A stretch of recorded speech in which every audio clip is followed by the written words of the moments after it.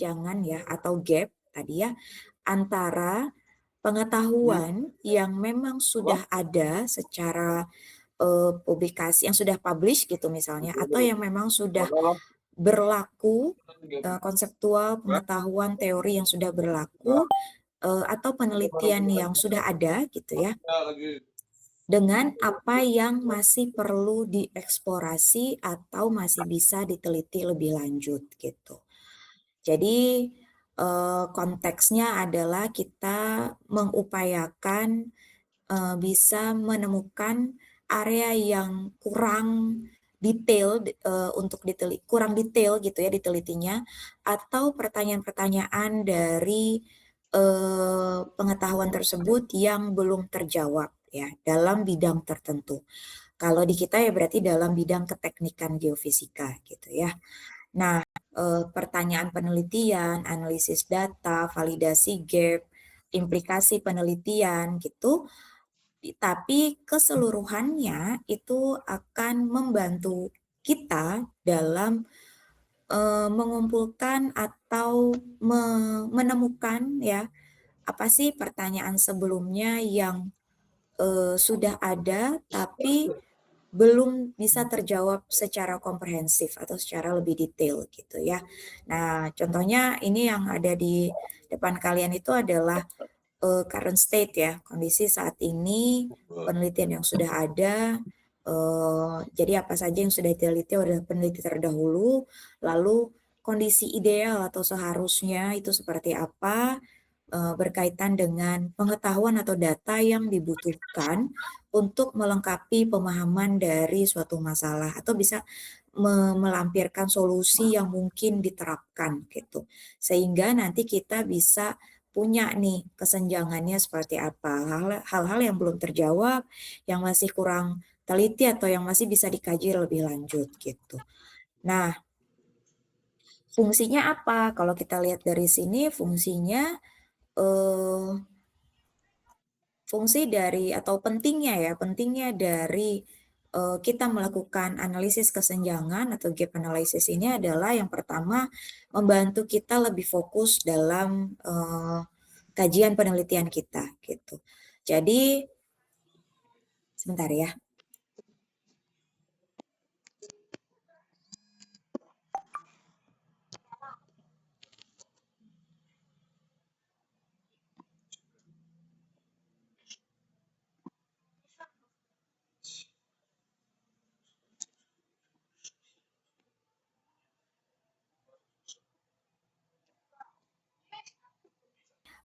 Dengan kita mengetahui, penelitian yang terdahulu, maka kita bisa menjadi lebih, aware gitu ya, dengan area mana sih yang kurang diteliti gitu. Jadi nanti kalian bisa mengarahkan penelitian kalian ke kontribusi yang lebih signifikan gitu ya, dengan menjawab, beberapa bagian yang dirasa belum lengkap seperti itu ya. Jadi kalian akan memberikan kontribusi dalam bentuk melengkapi, data-data penelitian terdahulu atau melengkapi konseptual dari penelitian terdahulu, sehingga kontribusi yang kalian berikan itu akan sangat signifikan gitu. Kemudian yang kedua, fungsinya adalah meningkatkan kualitas ya, meningkatkan kualitas dari karya ilmiah. Dengan kalian melakukan penelitian yang bisa mengisi gap dalam literatur yang tentunya akan lebih relevan dan menarik bagi para pembaca gitu ya. Jadi misalnya yang sebelumnya ada penelitian, dirasa misalnya dalam menginvestigasi keberadaan potensi hidrokarbon di Sumatera Selatan gitu misalnya, kita awalnya hanya menggunakan satu parameter, misalnya parameter akustik impedance gitu. Tapi ternyata akustik impedance per saat ini, per tahun 2026 gitu misalnya, ternyata sudah tidak bisa, secara lebih detail lagi mengidentifikasi, di mana batuan yang memiliki kandungan fluida. Kenapa? karena batuannya sudah bercampur nih ternyata gitu ya. Kedalamannya sudah lebih dalam, batuannya sudah litologinya sudah lebih tercampur gitu ya, burial history berbicara di sana. Maka kami membutuhkan atau kalian ya membutuhkan parameter yang lebih sensitif lagi dalam memisahkan hidrokarbon tersebut gitu. Parameter apa ya yang bisa dilakukan gitu ya? Atau bukan cuma parameter, tapi eh, toolsnya. Misalnya toolsnya yang dulu hanya inversi AI. Sekarang kalian lebih memakai pendekatan misalnya fisika batuan atau kalian pakai inversi elastic impedance untuk lebih detail memisahkan seismik per offsetnya per sudut kedatangannya itu akan lebih detail dalam memisahkan mana litologi yang ada hidrokarbonnya dan mana litologi yang tidak ada kandungan hidrokarbonnya. Jadi seperti itu. Jadi apa yang sudah ada sebelumnya itu dengan kualitas yang memang bagus pada saat tulisan itu ditulis dan sudah publish berarti misalnya di tahun 2020 gitu ya. Tapi seiring dengan berkembangnya kondisi di lapangan, maka kalian tidak bisa lagi menerapkan apa yang diterapkan di 6 tahun sebelumnya gitu ya. Maka kalian harus melakukan pendekatan dengan kebaruan gitu ya. Maka kalian menggunakan parameter baru atau menggunakan tools yang baru sehingga hasil identifikasi potensi hidrokarbonnya menjadi lebih detail seperti itu. Jadi disitulah kualitas karya ilmiah kalian itu menjadi escalated gitu ya, jadi meningkat gitu ya, karena jadi lebih highly qualified gitu karena menggunakan pendekatan-pendekatan yang lebih baru gitu. Juga mendukung inovasi gitu. Jadi dengan kita mengidentifikasi gap seperti yang tadi ya contohnya, itu seperti membuka peluang untuk inovasi dan pengembangan teori baru dalam teknik geofisika gitu. Tadi misalnya hanya dengan one single tools yaitu eh, acoustic impedance inversion aja udah cukup gitu. Tapi ternyata di tahun 2026 itu sudah tidak relevan. Maka kalian mencoba untuk menggunakan inovasi baru gitu dengan teori-teori yang kalian pahami seperti itu ya. Itu apa namanya eh, pendekatannya. Nah ini tadi saya kasih contoh di bidang potensi hidrokarbon. Sekarang saya kasih contoh di bidang mikrozonasi gempa ya dengan metode mikrotermor. Current state-nya adalah banyak penelitian mikrozonasi menggunakan metode HVSR di kota besar, Jakarta, Yogyakarta, Padang gitu. Dengan kondisi adalah daerah-daerah itu adalah daerah-daerah yang memang dilewati oleh Ring of Fire gitu ya, dan memang punya sejarah gunung-gunung berapi yang memang masih aktif hingga saat ini gitu. Jakarta mungkin tidak punya gunung berapi, tapi lokasinya dekat dengan gunung berapi dan punya kondisi penduduk yang sangat padat gitu ya. Nah, Yogyakarta, Padang juga seperti itu. Padang mungkin karena dekat dengan zona vulkanik ya, memang dilewati oleh sesar patahan gitu, sehingga kalau ada gempa pasti dia akan kena imbas yang cukup kuat gitu. Nah, kita bicara tentang Padang gitu misalnya ya, walaupun masing-masing dengan latar belakangnya mereka masing-masing gitu, urgensinya di Jakarta seperti apa, di Yogyakarta seperti apa, di Padang seperti apa gitu. Tapi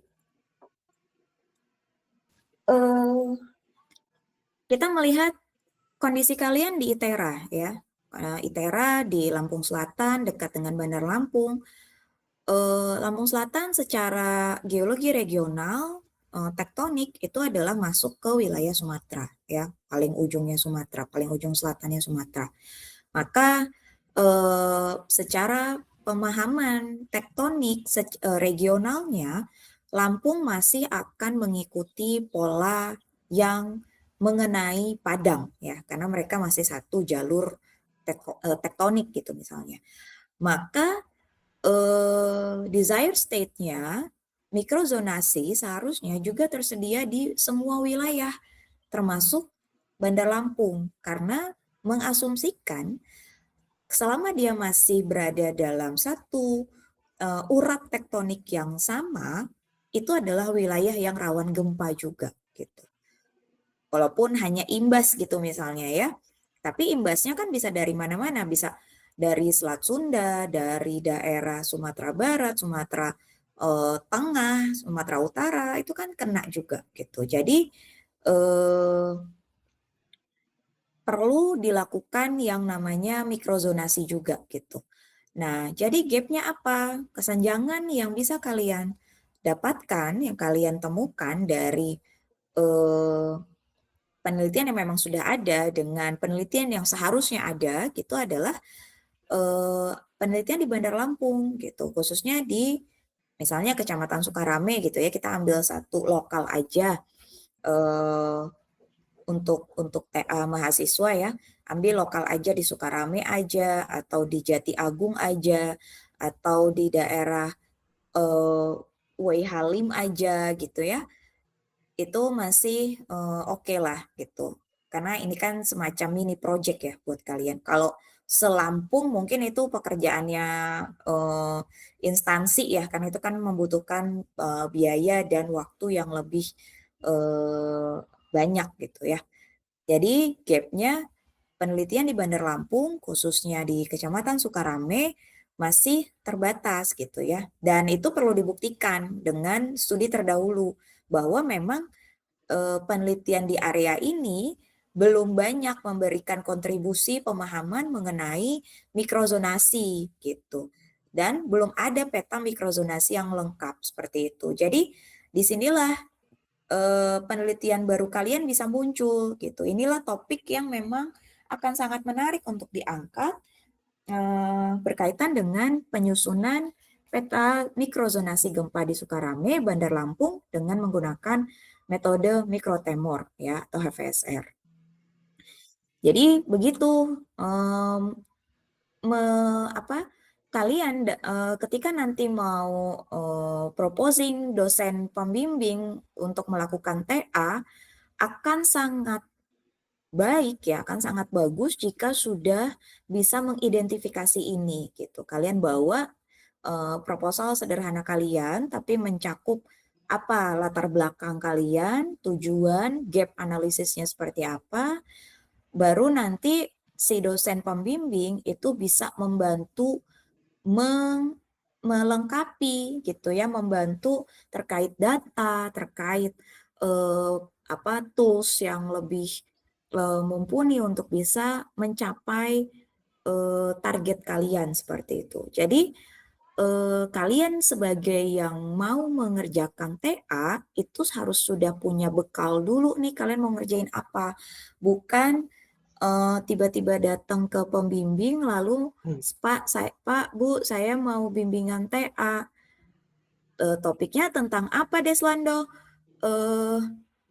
Apa ya, Bu, baiknya gitu misalnya. Oh, itu kayak apa ya? Kalian bisa diarahkan kemana-mana itu nanti. Misalnya kalian minatnya ke mikrozonasi gempa, tapi kalian bilangnya misalnya ke saya gitu, saya kan bidangnya eksplorasi hidrokarbon, ya saya akan bawa ke bidang eksplorasi hidrokarbon lah gitu. Dan apakah kalau sudah berjalan lalu kalian merasa tidak cocok dengan saya lalu kalian mau pindah di tengah-tengah, kan ruginya di kalian gitu. Kalau kalian tidak membawa bekal, itu akan ruginya di kalian. Kalian akan gampang diarahkan oleh dosen pembimbing untuk mengerjakan sesuai dengan kepentingan riset dosen masing-masing gitu. Karena setiap dosen itu punya punya peta risetnya masing-masing ya gitu. Jadi eh, apa namanya akan sangat baik ketika kalian sudah punya bekal sehingga kalian bisa tahu oh topik saya ini cocok dengan peta riset dosen yang mana, seperti itu ya. Jadi itulah salah satu manfaat non formal ya dari gap analysis. Nah, ini contoh pendahuluan pada artikel ilmiah ya, yang tadi di mana di Bandar Lampung yang gapnya adalah berupa kalimat seperti ini dibuat menjadi 3 paragraf ya, tapi tetap dengan mengikutsertakan aspek apa namanya gap analisis tadi ya. Di mana posisi gap analisisnya? Ya, ini nih posisi gap analisisnya tuh ini. Penelitian telah banyak, sebentar saya kok nggak bisa nutup ini.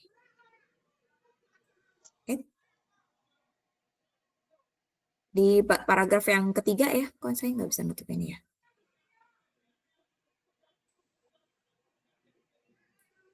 Oh, harus ditutup dulu. Oh, nggak bisa. Jadi, di sini, di paragraf ketiga ya, kalian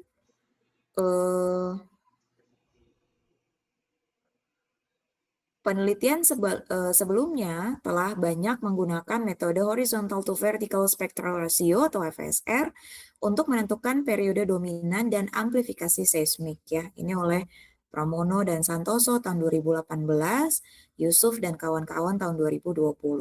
Namun, penelitian di Bandar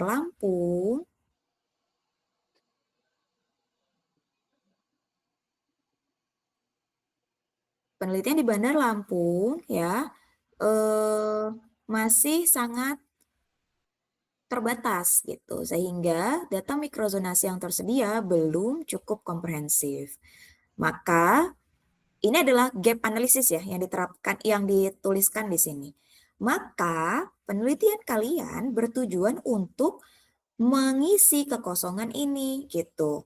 Jadi penelitian kalian bertujuan untuk menentukan periode dominan tanah dan menyusun peta mikrozonasi kerentanan seismik lokal di Kecamatan Sukarame, Bandar Lampung. Seperti itu.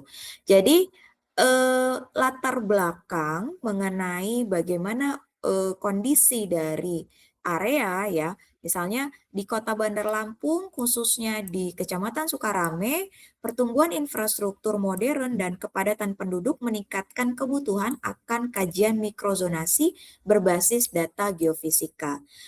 Kalian boleh lebih detail lagi dengan mengikutsertakan bagaimana kondisi geologi regional di Lampung, bahwa Lampung dilewati oleh segmentasi struktur besar Sumatera, sehingga ketika ada gempa, kerentanan seismik lokal yang dipengaruhi oleh kondisi geologi sekitarnya itu akan sangat mempengaruhi infrastruktur yang sudah ada di lokasi target, seperti itu ya.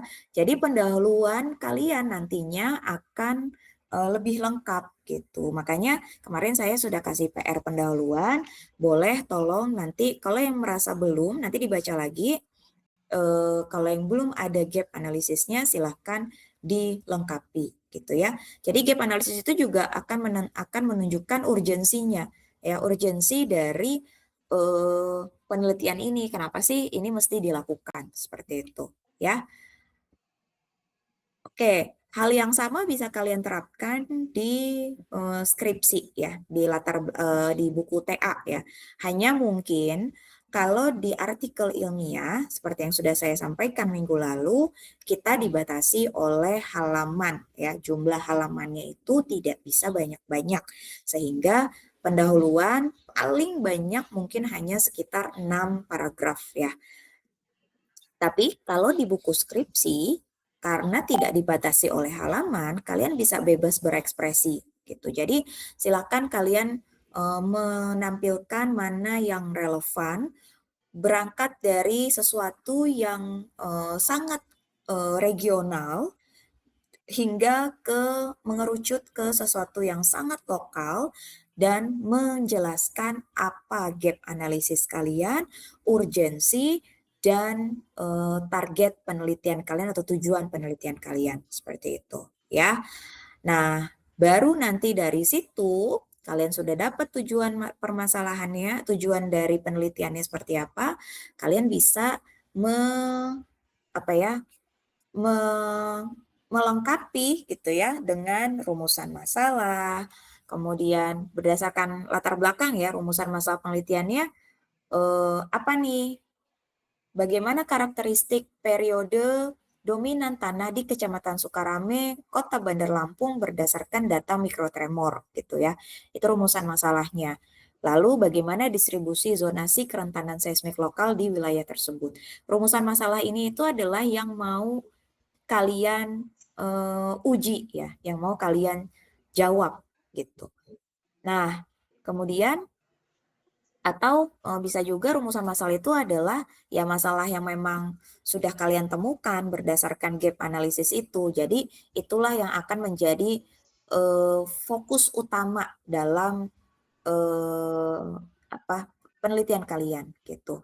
Tapi dalam menentukan setelah kalian menemukan rumusan masalah, kalian harus bisa, membatasi itu ya. Batasannya apa? Sehingga fokusnya hanya menjawab, problem statement kalian gitu ya. Tapi batasan masalah itu bukan hanya berasal dari internal, tapi bisa juga berasal dari eksternal. Misalnya, data yang kalian gunakan sebagai data utama, data primer, itu hanya data mikrotremor dengan metode HVSR. Artinya mungkin kalian hanya punya data itu gitu. Kalian tidak punya data, pendukung lainnya. Misalnya data sumur untuk melihat, bagaimana litologi dari, area target itu mungkin tidak bisa di apa, miliki, maka masukkan itu dalam batasan masalah gitu. Jadi nanti ketika seminar hasil, itu tidak akan ditanyakan lagi gitu. Kemudian lokasinya hanya di Kecamatan Sukarame, kalau perlu dikasih, apa namanya, koordinatnya gitu ya, atau luasan areanya hanya seluas berapa gitu. Dan bagaimana kalian melakukan analisis itu? Misalnya analisisnya hanya sampai pada pemetaan mikrozonasi kerentanan seismik. Eee, Kalian tidak akan membahas sampai kerusakan bangunan gitu. Kenapa? Karena itu sudah bukan ranah kalian lagi gitu. Itu adalah ranahnya teman-teman di sipil gitu. Jadi kalian perlu menuliskan batasan masalah kalian ya, batasan dalam me me mencoba untuk mencarikan solusi dari rumusan masalah atau problem statement yang sudah kalian temukan di lapangan untuk menjaga fokus penelitian kalian gitu. Kemudian tujuan penelitian ya berarti apa yang mau dihasilkan gitu ya. Lalu manfaatnya seperti apa gitu. Jadi itu di pendahuluan dan ini seharusnya sudah masuk ya di ini kalian. Ini latihan ya, latihan sebenarnya kalian sudah melakukan pekerjaan yang kemarin ya pendahuluan, tapi tinggal dilengkapi di sini gitu. Nah, sebelum ke situ eh, saya mau mencoba melengkapi ya. Langkah-langkah ini belum ada di slide, tapi, saya mau mencoba untuk melengkapi langkah-langkah yang perlu kalian lakukan dalam melakukan, gap analysis ya. Ya mungkin ini bisa dicatat ya sama kalian karena ini tidak ada di slide. Yang pertama adalah tinjauan pustaka ya. Tinjauan pustaka itu sudah fondasi dasar ya, itu, kuncian ya, kunci penting. Jadi kalian melakukan kajian literatur dari sejumlah, penelitian terdahulu secara, komprehensif gitu ya. Jadi kalian melakukan kajian literatur secara komprehensif untuk memahami penelitian yang sudah ada. Nanti dari situ kalian akan bisa mengidentifikasi tema-tema utama dan tren yang sedang banyak dikerjakan di dalam bidang teknik geofisika gitu. Lalu langkah berikutnya adalah, eee, dari tema-tema atau tren yang ada gitu ya, dari setelah melakukan kajian literatur, kalian bisa menemukan topik atau pertanyaan yang kurang mendapat perhatian, tapi sebenarnya itu penting gitu. Disitulah identifikasi kesenjangan kalian bisa bisa muncul gitu ya, inspirasinya tuh bisa muncul gitu. Nah, selain dari teorinya, juga perhatikan metodologi yang belum banyak digunakan gitu. Misalnya kita melihat mikrozonasi itu adalah menggunakan data data apa ya, data eee, HVSR gitu ya. Kalian mengukur dengan alat HVSR gitu.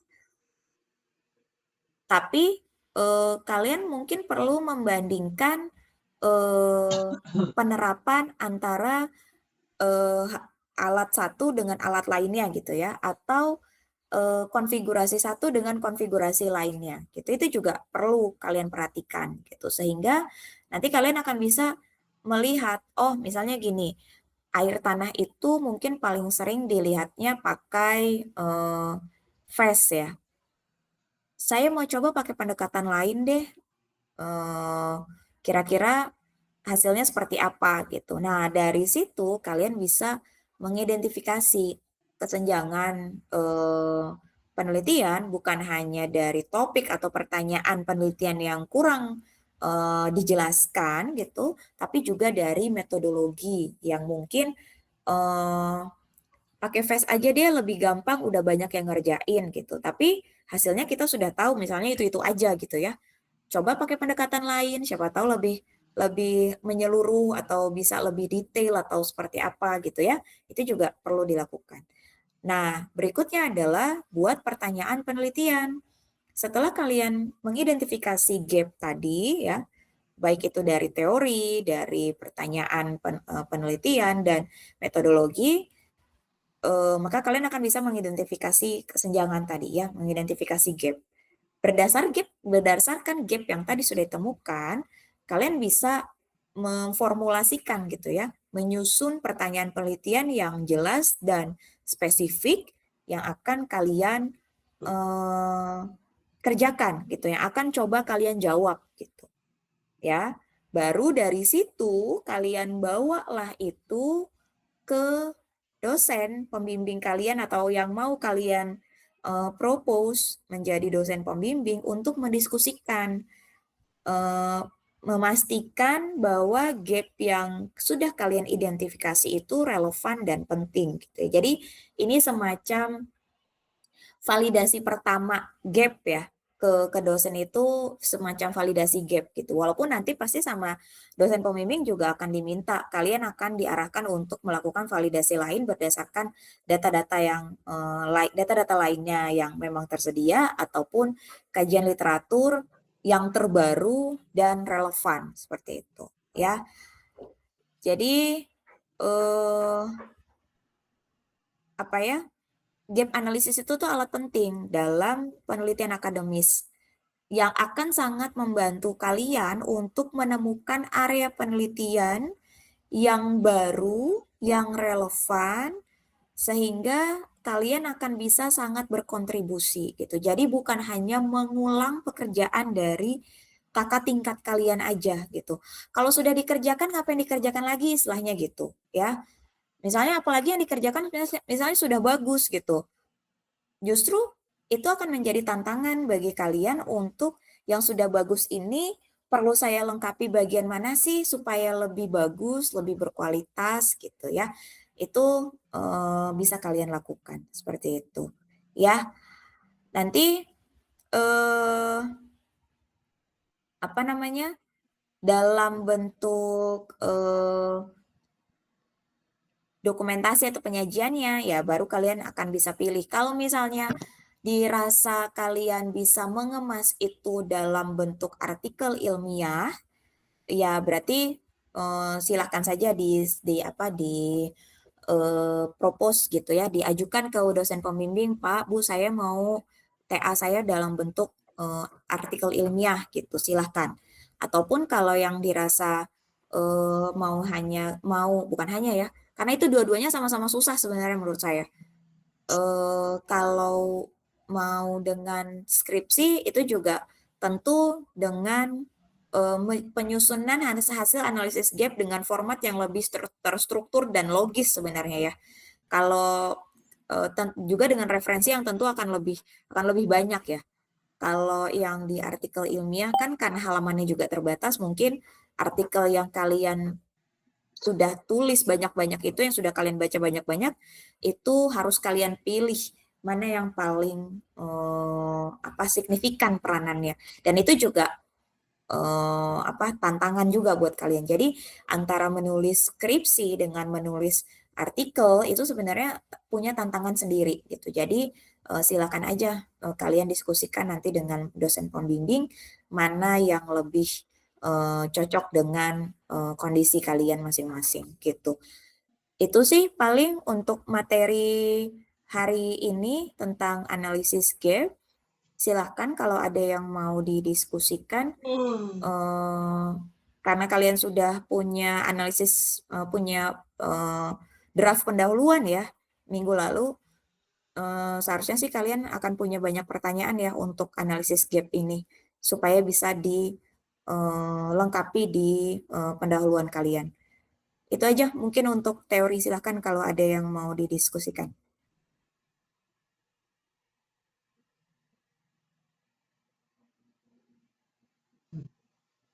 Diam tuh dia orang. Kan kita kan yang pasti kan bakal ngebuat struktur-struktur seperti ini Bu ya, kayak Mhm pendahuluan sampai kesimpulan nanti. mhm. Yang jadi pertanyaan saya cuma satu sih Bu, kira-kira nanti kita berarti ngelakuin pengolahan data Bu ya, tergantung metode apa yang kita gunakan gitu ya? Atau sebagaimana Bu ya? Kalau untuk, di metode penelitian, di perkuliahan metode penelitian, sebenarnya, eee, target utamanya adalah, eee, apa, s eee, sampai dengan hasil ya sebenarnya. Jadi memang akan melakukan, penelitian ya, sorry, ya kayak pengolahan data ya. Tapi, eee, kita lihat dari hasil yang, bisa kalian, sajikan ya, kalau misalnya tidak bisa sampai kepada hasil keseluruhan, setidaknya, eee, bagian untuk proposalnya itu sudah firm dulu gitu. Baru nanti kalau sudah firm kan kalian akan mencoba untuk melakukan penelitian. Karena kalau saya minta dengan pengolahan data, belum tentu kalian sudah punya masing-masing data gitu kan ya. Kalau ada yang, sudah propose dosen pembimbing, mungkin sudah dikasih data gitu, tapi kalau yang belum gitu masih masih bingung dengan topiknya, bisa jadi belum punya data gitu ya, Vivaldi? Iya Ibu, Iya. saya pikir juga kayak gitu kemarin, makanya kemarin pas milih judul agak ragu-ragu sih Bu. Iya, jadi makanya kemarin itu saya juga pas lagi judul itu memang menekankan kepada topik yang kalian minati ya. Topik yang kalian minati itu apa? Dengan harapan kalau kalian sudah berminat pada topik tersebut, maka kalian akan mudah untuk membaca gitu ya. Happy bacanya tuh happy, oh ini karena ini topik-topik yang saya minati dan sekiranya saya mau mengerjakan TA ke sini gitu. Tapi, eee, kita secara realita ya, topik-topik itu kan harus ada data yang sesuai. Kalau misalnya tidak ada datanya, kemungkinan untuk mengganti topik itu akan sangat mungkin gitu. Tapi setidaknya walaupun nanti kalian, dalam kenyataannya TA itu akan ganti topik, tidak sesuai dengan apa yang sudah kalian kerjakan di metode penelitian, tapi kalian sudah punya basic dalam mengerjakan, eee, apa, ya dalam men me memba me apa ya, mengidentifikasi, komponen-komponen yang sudah kita bahas di perkuliahan ya. Jadi latar belakang, menuliskan latar belakang, menuliskan, rumusan masalah, mengidentifikasi gap analisis dan lain-lain itu sudah oke dulu nih, sehingga walaupun nanti ganti topik, urusan penyajian dalam bentuk laporan ataupun dalam bentuk artikel ilmiah, itu akan jauh lebih mudah dibandingkan dengan sudahlah kalian ganti topik, lalu kalian susah untuk menuliskannya lagi seperti apa karena, itu bukan topik saya jadi kurang tertarik dan lain-lain gitu. Itu target utamanya sih sebenarnya ke situ. Ada lagi? Baik. Ya, oke. Ada lagi kah pertanyaannya?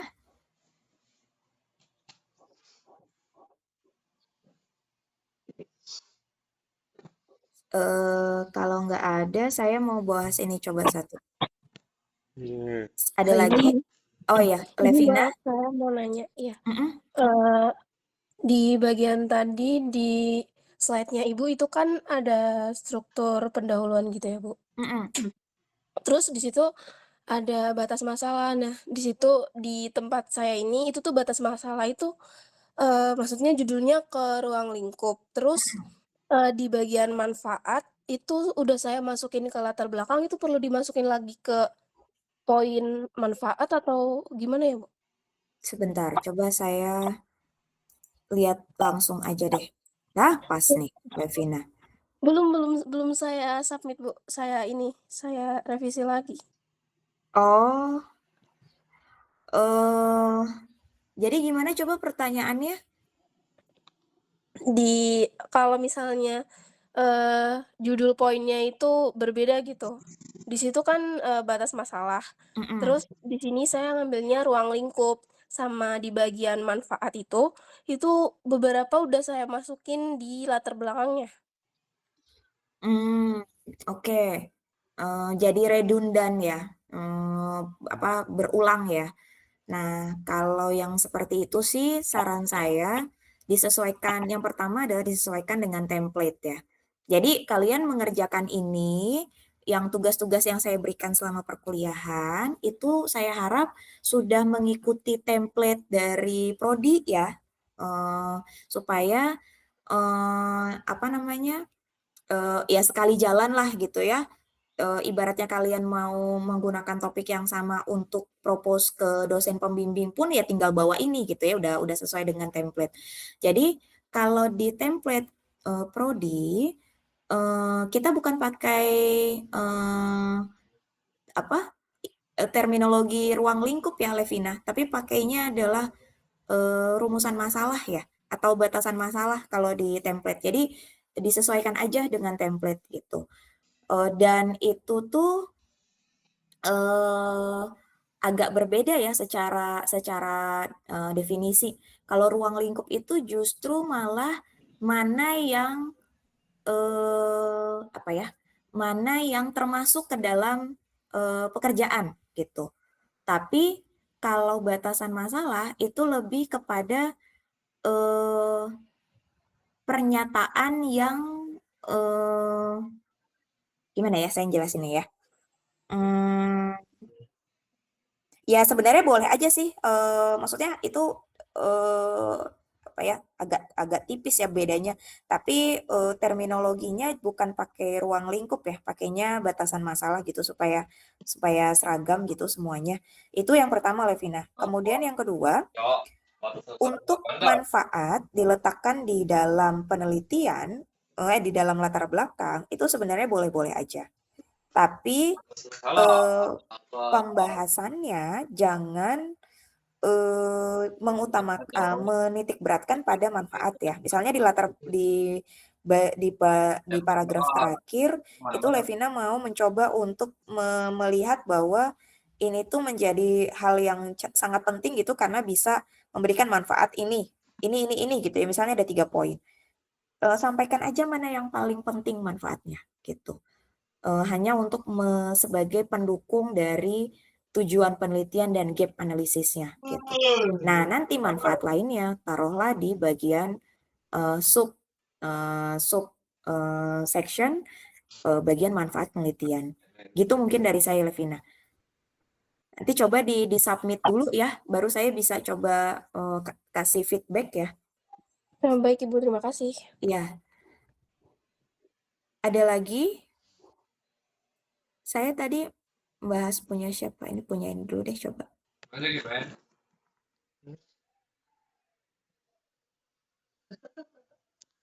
Eh, nih ya, ini pendahuluan kalian teh ini siapa? Wahyu. Wahyu, kamu teh bikin tugas kok nggak niat gini sih? Ini paragrafnya yang mana? Diratakan Kemudian namanya. mana sitasinya? Masa Ini gitu aja. penulisnya siapa? Ini diperbaiki dulu, Wahyu. Ada nggak Wahyu? Bima mau komentar? Ngomentarin pekerjaan Wahyu? Bukan Bu, izin Bu, saya mau bertanya Bu. Mm-mm. Nah di sini kan saya di tugas saya itu di latar belakangnya Bu ya, pendahuluan latar Mm-mm. belakang saya masukin juga tentang peneliti-peneliti terdahulu. Nah, Mm-mm. yang paling akhir itu ada research gap-nya itu hanya satu paragraf saja Bu. Jadi untuk research gap-nya itu Halaman apa berapa research gap-nya coba? gimana Bu? Di paragraf berapa? Saya lagi buka punya kamu nih. Paragraf berapa? Paling bawah Bu, Paling bawah. Oke. di latar belakang. Ini Nah itu, ya. Oh, iya Bu. Nah, untuk research gap-nya itu apakah cukup satu paragraf saja dan dibedakan dari peneliti terdahulu apa bagaimana ya, Bu ya? satu paragraf aja cukup, tapi harus jelas studi sebelumnya apa, lalu disampaikan sitasinya, baca referensinya dari mana sumbernya, dan apa yang mau dikerjakan yang sekarang gitu. Dan setelah dikerjakan yang sekarang, diharapkan yang munculnya apa? Misalnya gini ya, ini meskipun berbagai penelitian telah dilakukan, kajian mengenai sistem panas bumi dangkal dengan fokus pada identifikasi zona alterasi hidrotermal dan struktur pengontrol secara detail pada skala lokal masih perlu dikembangkan. Integrasi interpretasi resistivitas dengan analisis struktur geologi belum sepenuhnya dilakukan secara komprehensif pada beberapa penelitian sebelumnya. Sampaikan penelitian mana yang disebutkan, yang menjadi beberapa penelitian sebelumnya ini seperti apa. Misalnya, SIDIK tahun 2018 melakukan penelitian terkait dengan identifikasi zona alterasi hidrotermal berdasarkan dengan hasil seperti apa gitu ya. Misalnya, Levina tahun 2019 melakukan hal yang sama di lokasi yang sama dengan melengkapi data apa gitu misalnya. Kemudian Vivaldi tahun 2020 menambahkan bagian misalnya analisis struktur dengan menggunakan pendekatan ini dan mendapatkan apa namanya adanya struktur sebagai zona migrasi uap panas dalam sistem hidrotermal di area tersebut. Nah, baru bisa masuk nih ke penelitian oleh karena itu penelitian ini dilakukan untuk mengidentifikasi zona alterasi dan struktur pengontrol panas bumi berdasarkan distribusi resistivitas bawah permukaan menggunakan metode electrical resistivity tomografi 2 dimensi konfigurasi Werner-Schlumberger dan diharapkan bisa melihat bagaimana keterkaitan antara distribusi resistivitas bawah permukaan dengan keberadaan struktur di area tersebut. Kayak gitu, jadi gap-nya dan apa yang ingin dicapai itu jelas penyampaiannya, sehingga orang tuh ketika membaca udah tahu, oh Bima tuh mau mengerjakan ini, maka pasti rumusan masalah, tujuan penelitian akan berfokus ke situ. Gitu Bima, bisa dipahami nggak? Baik Bu, jadi untuk research gap-nya itu nah di atas itu kan tadi untuk peneliti terdahulunya itu kan lebih dari satu ya Bu ya. Berarti untuk research gap-nya itu bisa lebih dari satu saya masukin untuk Boleh, nggak citasi. apa-apa. Boleh, Oh, nggak apa-apa. Tapi ingat-ingat, research gap itu nanti akan berkaitan dengan rumusan masalah dan tujuan penelitian. Kalau masuknya lebih dari satu, maka ini bisa jadi akan lebih dari satu ya. Disesuaikan dengan kemampuan dalam menyelesaikan karena timeline TA itu akan lumayan pendek gitu. Jadi misalnya kalau mau satu aja nih, research gap-nya satu nih, mau mengidentifikasi resistivitas sama belum ada untuk yang apa namanya mengkombinasikan atau mengintegrasikan ya, mengintegrasikan distribusi resistivitas bawah permukaan dengan keberadaan struktur di situ gitu ya, belum ada.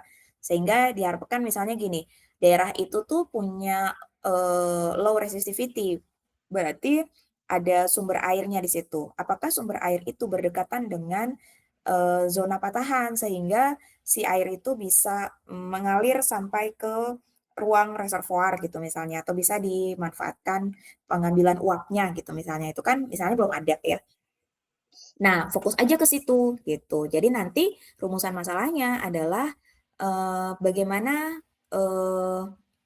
keterkaitan antara respon resistivitas bawah permukaan berdasarkan metode ini udah benar. Bagaimana zona alterasi hidrotermal berdasarkan nilai resistivitas ini udah benar, dan bagaimana peran struktur geologi sebagai ruang migrasi dari apa aliran hidrotermal dari sistem geotermal yang ada di situ seperti itu ya.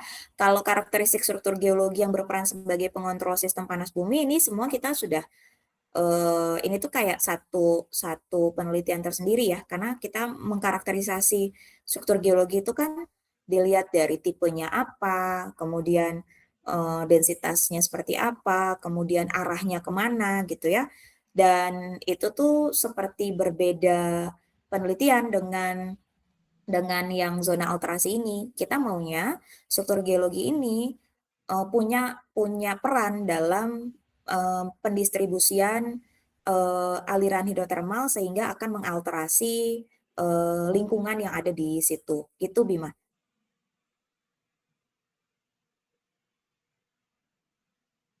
Jadi nanti tujuan penelitiannya pun akan disesuaikan dengan itu ya. baik Bu.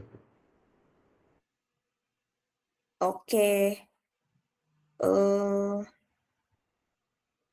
ada lagi yang mau ditanyakan? Kalau dari saya cukup Bu untuk saat ini. Oke, oke. Eh, yang lain? Ibu, maaf Bu, mau tanya lagi Bu. Mm-mm. Ini mungkin kayak agak aneh sih, tapi mau nanya Bu. Kan saya kemarin dapat kebagian artikel ilmiah Bu ya, karena NIM saya genap. Iya. Yang mau saya tanyakan itu, jadi perlu saya citasi ya Bu di setiap paragrafnya Bu ya. Saya soalnya nggak bersitasinya yang tugas ini. Eh, Soalnya gini, kan, ya Bu. gimana Vivaldi? Soalnya? Maksudnya soalnya saya kan artikel ilmiah, soalnya di materi kemarin tuh kalau artikel ilmiah ini nggak perlu citasi, lebih tepatnya itu nanti di bagian selanjutnya, makanya saya nggak buat citasinya sama nggak nyentuhin daftar pustakanya. Oke. Tapi untuk jurnal-jurnal pendukungnya di tugas pertama itu udah saya masukkan. Berarti pemahamannya janjian sama kayak Wahyu tadi. Jadi gini, yang namanya kita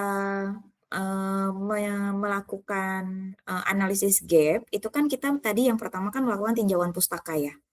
Nah, tinjauan pustaka itu kan nanti kita akan mendapatkan konsep-konsep yang sudah publish terlebih dahulu, lalu kita lampirkan konsep tersebut di artikel ilmiah kita, gitu ya.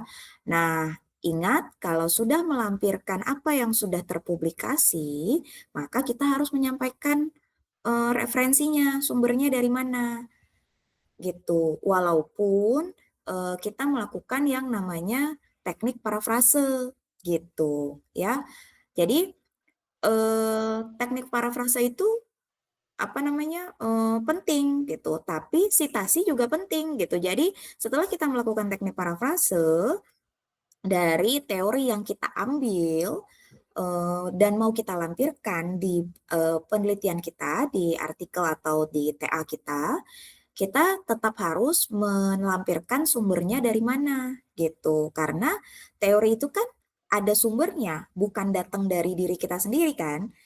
Itu sih kuncinya di situ gitu. Tapi kalau ada analisis yang memang datangnya dari hasil pemahaman kalian, itu masuknya adalah di pembahasan gitu. Nah, terkait dengan gap research tadi, gap riset gitu ya, mengenai apa yang mau kalian capai, berarti kan itu kan pemahaman kalian ya, berdasarkan teori yang sudah ada gitu.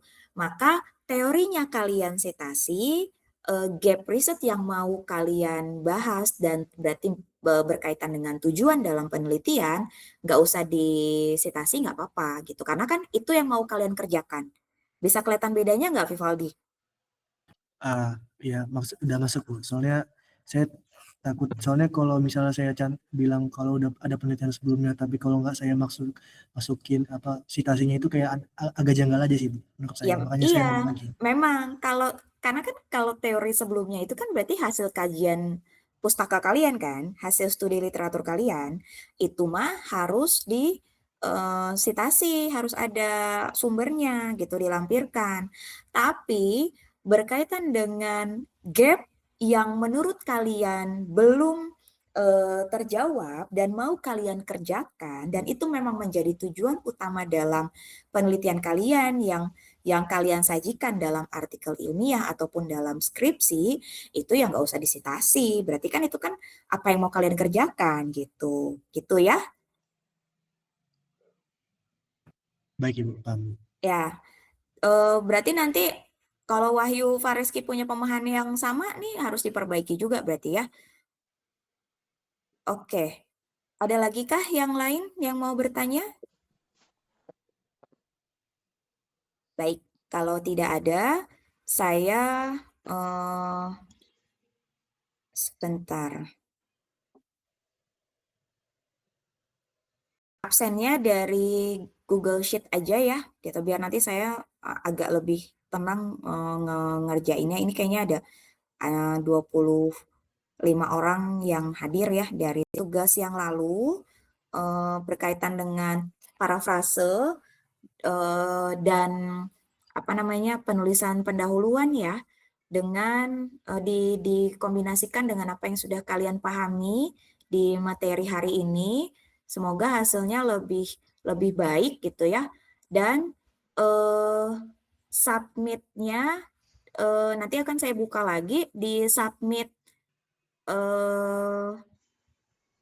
enggak usah deh, nanti di submit yang itu aja, di submit yang